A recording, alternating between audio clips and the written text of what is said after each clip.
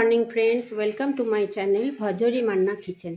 আজকে ওটস দিয়ে একটা স্ন্যাক্স আইটেম বানিয়ে তোমাদের সঙ্গে শেয়ার করছি। চলো কী কী উপকরণ লাগলো, কিভাবে বানালাম আমরা দেখে নিই। আজকে আমি ওটস দিয়ে একটা নাস্তা বানাচ্ছি। তার জন্য এখানে আমি একটু শুকনো ওটসকে মিক্সিতে একটু হাফ গ্রাইন্ড করে নিয়েছি। তার সঙ্গে একটু চাল গুঁড়ো দিয়ে দিচ্ছি।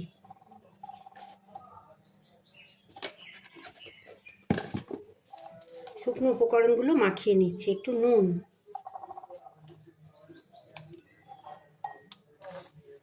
একটুখানি কালো জিরে,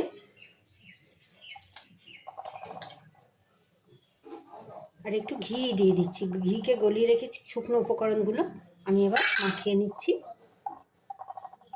তারপরে আমি একটু একটু করে জল দিয়ে দিয়ে এটাকে একটা ডো বানিয়ে নিচ্ছি।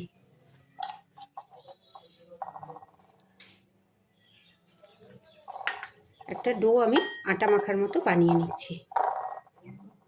এইভাবে আমি একটা থকথকে ব্যাটার করে নিলাম। একটু থকথকেই থাকবে, কেন ওটস তো জলটা টেনে নেবে একটু পরে। এরপর এটা আমি 10 মিনিট রেস্টে রেখে দিচ্ছি আর পুরটা বানিয়ে নিচ্ছি। পুরের জন্য আমি ফুলকপি, গাজর, মটরশুঁটি আর আলু একটু খুব ভালো করে সেদ্ধ করে নিয়েছি। এগুলোকে এবার আমি একটু নুন দিয়ে স্ম্যাশ করে পুরটা বানিয়ে নিচ্ছি।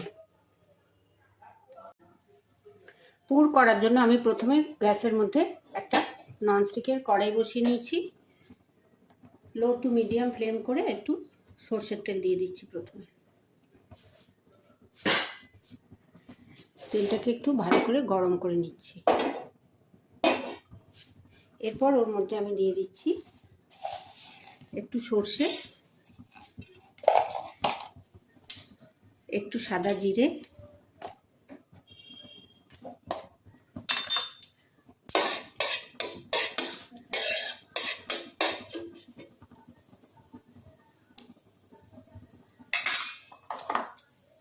আমি দুটো ফ্রেশ কারি পাতার ডাল গাছ থেকে তুলে এনেছি, দিয়ে দিচ্ছি একটু কারি পাতা।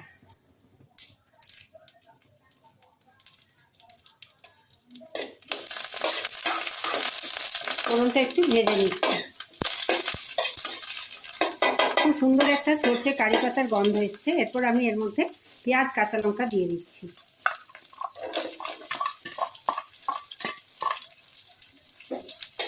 দিয়ে একটু ভালো করে নেড়ে নিচ্ছি। পেঁয়াজটা একটু ভাজা ভাজা হবে। পেঁয়াজটা এইরকম লালচে ভাব এসছে। এই সময় আমি দিয়ে দিচ্ছি একটু নুন, সামান্য একটু হলুদ, 2-4 দানা চিনি আর একটু চাট মশলা।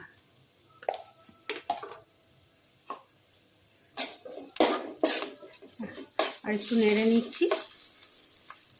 এরপর আমি দিয়ে দিচ্ছি সেদ্ধ করে রাখা সবজিগুলো। আলু, গাজর, ফুলকপি, মটরশুঁটির পুরটা আমি সেদ্ধ করে মেখে রেখেছিলাম। ওটা আমি এবার পেঁয়াজের সঙ্গে কারি পাতা, সর্ষে সবের সঙ্গে একটু ভাজা ভাজা করে একটা পুর তৈরি করে নিচ্ছি।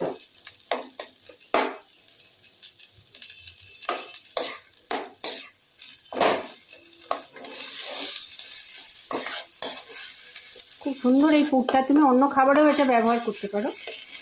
আমি ওটসের কচুরি করছি, তার মধ্যে এই পুরটা ব্যবহার করছি।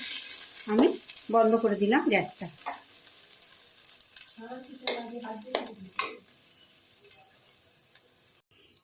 সবজির পুরটাকে আমি একটা বাটিতে তুলেছি। আর একটু বাদাম আমি ক্র্যাশ করে রেখেছিলাম, ওটা আমি দিতে ভুলে গেছিলাম। ক্র্যাশ করা একটু বাদামও পুরটায় দিলাম। যখন মুখে লাগবে খুব ক্রাঞ্চি লাগবে পুরটা খেতে। ওটসের মণ্ডটা আমার এরকম হয়েছে। এবার আমি এর থেকে ছোট্ট ছোট্ট করে গড়ে নিলাম। এরপরে এর মধ্যে একটুখানি করে হাতে একটুখানি আটা নিয়ে নিতে হবে, নাহলে জড়িয়ে যাবে। এটাকে একটা বাটির আকার দিচ্ছি। তার মধ্যে একটু আলু দিয়ে দিচ্ছি, আলুর পুরটা। বাটির শেপটা তোমরা আরও ছোট বড় করতে পারো, লেচিটা।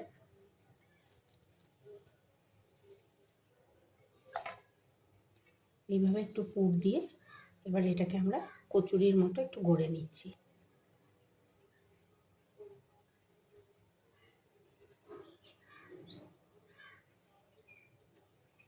আমি এটা গোল শেপ করলাম, তোমরা ইচ্ছে মতো দিতে পারো। এইভাবে আমার একটা গড়া হয়ে গেল, একটা কচুরি আমার রেডি হয়ে গেল। আরেকটাও আমি এইভাবে আরেকটাও কচুরি গড়ে নিচ্ছি। সব কচুরিগুলো আমার গড়া হয়ে গেল। এবার এগুলোকে আমি ফ্রাই করব।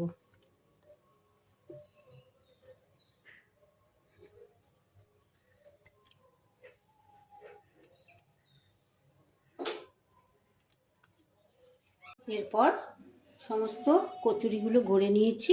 এবার আমি গ্যাসের মধ্যে একটা কড়াই গরম করেছি, তাতে একটু তেল দিয়ে আমি কচুরিগুলো ছেড়ে দিচ্ছি।